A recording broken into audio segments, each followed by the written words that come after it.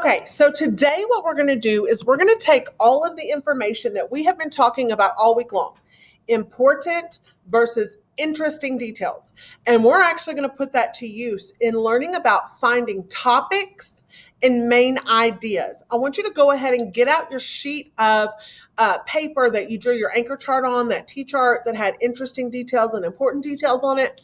And I'm going to have you add some things to that chart as well as to a new sheet of paper. So you'll need a new sheet of paper plus to add one or two more things to that chart. Here's where all of this week's information comes together. Interesting details we've talked about just makes the writing really cool and fun. But when we're trying to find the main idea of a nonfiction text, that's a text that is true based on facts, we're looking for that main idea. What is the main message that this author is trying to get to me? And I'm going to be looking for repeated words and phrases that fall into one particular topic or one particular main idea, okay? So we're going to be talking today about how we find a topic, okay? And then based on that topic, what is the main idea, the main message? So what is a topic? I want you to pause this screen after I get done talking, and I want you to write this down on a new sheet of paper. A topic is a word or phrase that everything in a text refers back to, okay? So if you think about the word zoo, if I were to say the word zoo, we all have different things in our schema file just pop up in our head. I think about Cincinnati Zoo. I think about the Indianapolis Zoo. I think about the Louisville Zoo. I think about the giraffe exhibit. I think about the safari ride and the zoo section at Disney World. So all of those things fall under the umbrella or the topic of zoo.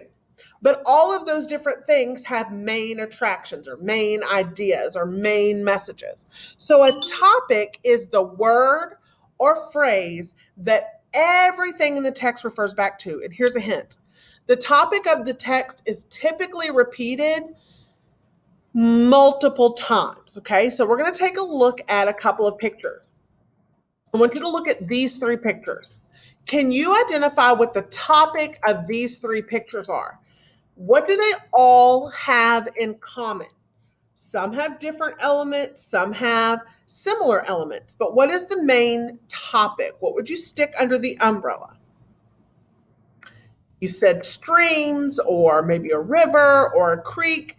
Some type of water, you would be correct, because every single one of these pictures has an example of, you may have even said water, that's fine. Or you could have also said nature, because depending upon what we're looking at, that's the overarching topic.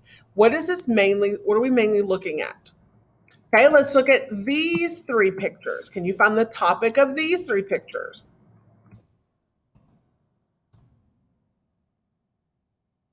Look right here. Here's the subject of this picture right here. If you said fish, then you were correct, because all three have the same element of fish. Okay, let's look at a text right here. This is where I want you to go back to your notes for interesting versus important details.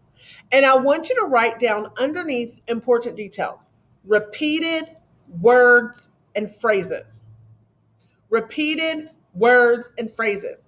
So to look for the topic, we're going to talk about how this word pops up a lot. So I'm going to read this to you. Water is an amazing resource. Everyone in the world depends upon it. Every creature needs water to survive.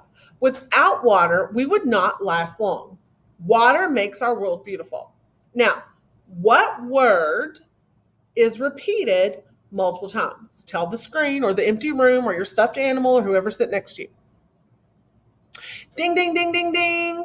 You should have said water. Now, water is repeated multiple times. The overarching topic, the umbrella that covers this whole thing is water.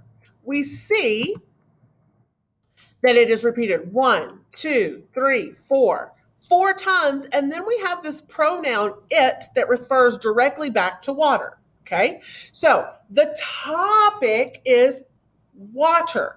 Now, the main idea is different, and we'll get to that later. So the topic is water because it's repeated multiple times. Let's look at this next passage. Okay. Oh, sorry. Look, in the last paragraph, the word water was repeated again and again. So we see over and over again that because it's repeated, it's the topic. All right. Let's look at this example of this passage right here. Move my face down. Colonial Williamsburg is a great place to visit. In Williamsburg, you can see how people lived in colonial times. There are guides and costumes who can show you to taverns, shops, and houses. You can even sample some colonial food at the restored taverns. One visit to Williamsburg will make you feel as if you have been transported to the 1700s. Okay, so tell me, what in the world is repeated multiple times in this particular passage? Look closely. If you said Colonial Williamsburg, you are correct. Colonial Williamsburg is repeated is introduced at the beginning, and then you just see at the rest of the passage, you see Williamsburg, Williamsburg. It's the same thing. It's just missing that time word, colonial, which means way back in a different time period, okay? So the topic was Williamsburg. We could tell this because the word Williamsburg was repeated several times. So if we go back to this, every time you see that topic word, Colonial Williamsburg is a great place to visit. That's the topic sentence. It grabs you in. That is an important sentence because it has the important word. The next sentence, in Williamsburg, you can see how people lived in colonial times. That is an important sentence. Now let's look at that next sentence. There are guides and costumes who can show you to taverns, shops, and houses. That's just an interesting detail. That interesting detail does not help us really better understand the purpose of Colonial Williamsburg. If those interesting details are in there, we don't need them. It's cool to know that they're wearing costumes and they're going to show us around the area, but we don't really need to know that information to understand the topic. So anytime you see a word that's repeated that belongs to the topic, the overwhelming umbrella word, that is going to be an important detail. Now, here's the part that can be tricky, all right? Some paragraphs will include synonyms of words. Okay, so on that new piece of paper where you wrote down that new information about topics a while ago, I want you to write down this, and you can pause the video after it. Sometimes synonyms are used when you're trying to find the topic or main idea. Sometimes synonyms are used when you're trying to find the topic or main idea. So pause that, write that down, and when you're ready, move on. All right, so I'm going to show you an example of what we're talking about. Here's a beautiful picture right here. What is the first word that pops into your head? This is kind of like the streams and water video a while ago, okay? Streams and water, same exact thing. Stream is just a more specific example of water. All right, here's our picture. You could have said that this looks like plants. The topic could be plants. The topic could be greens. The topic could be crops or vegetables. All four of these words are synonyms that wrap around the idea of this picture that the topic is vegetables or crops or greens or plants. So let's look at this particular example about Colonial Williamsburg and see if you can actually identify synonyms for the word Colonial Williamsburg, okay? I'm going to read it to you.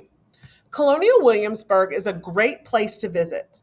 In this Virginia town, you can see how people lived in colonial times.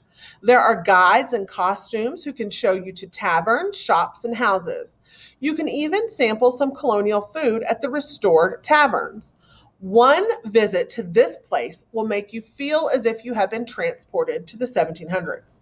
Now, This time, when we're identifying the topic of this particular paragraph, it's not as easy. Why? Because it's not the same repeated word.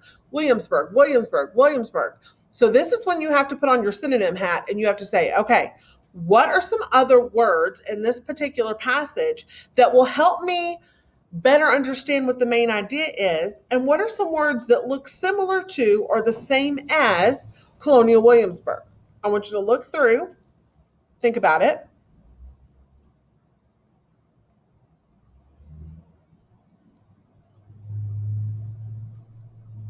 Okay. If you would have said this Virginia town, the word this is a pronoun referring back to the word Williamsburg. And we know, well, I have schema in my head knowing that Williamsburg is in the state of Virginia, but you can still understand that this is a town. It's a great place to visit. You can use those context clues. Also, this place is a synonym phrase. So both of these synonym phrases revert back to Colonial Williamsburg, telling you that the topic of this particular passage is Colonial Williamsburg. And if you look down here, it says the topic is still Williamsburg, even though the word is only stated once. So you've got to pay close attention to those really tricky synonym words.